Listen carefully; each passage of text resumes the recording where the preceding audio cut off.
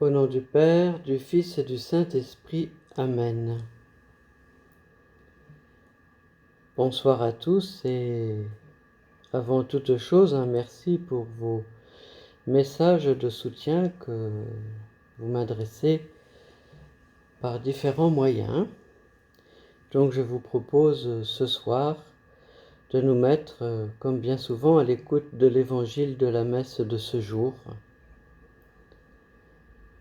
De l'évangile selon saint Luc. En ce temps-là, Jésus disait à ses disciples : comme cela s'est passé dans les jours de Noé, ainsi en sera-t-il dans les jours du Fils de l'homme. On mangeait, on buvait, on prenait femme, on prenait mari, jusqu'au jour où Noé entra dans l'arche et où survint le déluge qui les fit tous périr. Il en était de même dans les jours de Lot. On mangeait, on buvait, on achetait, on vendait, on plantait, on bâtissait. Mais le jour où Lot sortit de Sodome, du ciel tomba une pluie de feu et de soufre qui les fit tous périr. Cela se passera de la même manière, le jour où le Fils de l'homme se révélera. En ces jours-là, celui qui sera sur sa terrasse et aura ses affaires dans sa maison, qu'il ne descende pas pour les emporter. Et de même, celui qui sera dans son champ, qu'il ne retourne pas en arrière. Rappelez-vous la femme de Lot. Qui cherchera à conserver sa vie la perdra, et qui la perdra la sauvegardera. Je vous le dis, cette nuit-là, 2 personnes seront dans le même lit. L'une sera prise, l'autre laissée. 2 femmes seront ensemble en train de moudre du grain. L'une sera prise, l'autre laissée. Prenant alors la parole, les disciples lui demandèrent : Où donc, Seigneur ? Il lui répondit : Là où sera le corps, là aussi se rassembleront les vautours. Acclamons la parole de Dieu.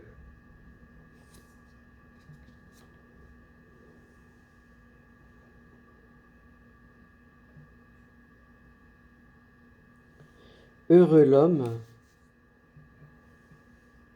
qui marche suivant la loi du Seigneur.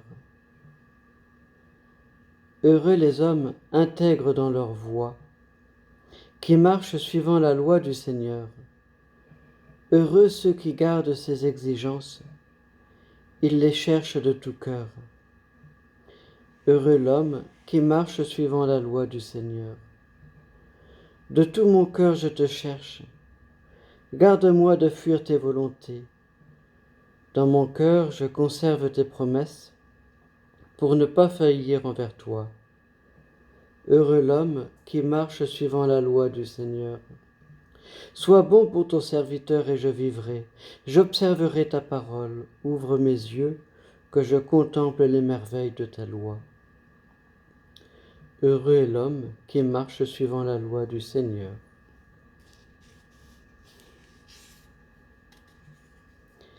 Comme méditation, je vous propose ce petit texte. Le jour du Seigneur ne me surprendra pas si je l'attends avec amour. La meilleure façon de me préparer à sa venue est de vivre droitement mon devoir d'État. Le Seigneur sait où je suis et il viendra me chercher, que ce soit au travail, au lit ou à la chapelle. La pratique régulière du sacrement de réconciliation me dispose à cette ultime rencontre. Bien vivre son devoir d'État. Bien vivre son devoir d'État avec amour. J'allais dire le vivre chrétiennement, c'est-à-dire selon les enseignements du Christ, selon l'évangile du Christ. Et surtout vivre ce qu'on a à vivre comme le Christ l'aurait vécu.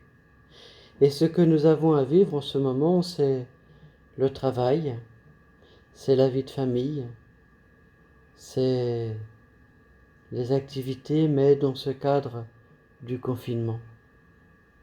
Et je me dis que ce confinement peut être un rappel qui nous est adressé de vivre notre devoir d'État avec amour, avec l'Évangile, dans les yeux, dans les mains, dans le cœur, dans la bouche, dans la pensée. Notre Père, qui es aux cieux, que ton nom soit sanctifié, que ton règne vienne, que ta volonté soit faite sur la terre comme au ciel. Donne-nous aujourd'hui notre pain de ce jour. Pardonne-nous nos offenses, comme nous pardonnons aussi à ceux qui nous ont offensés. Et ne nous laisse pas entrer en tentation, mais délivre-nous du mal. Amen. Je vous souhaite une bonne soirée, une bonne fin de journée, et vous dis à demain.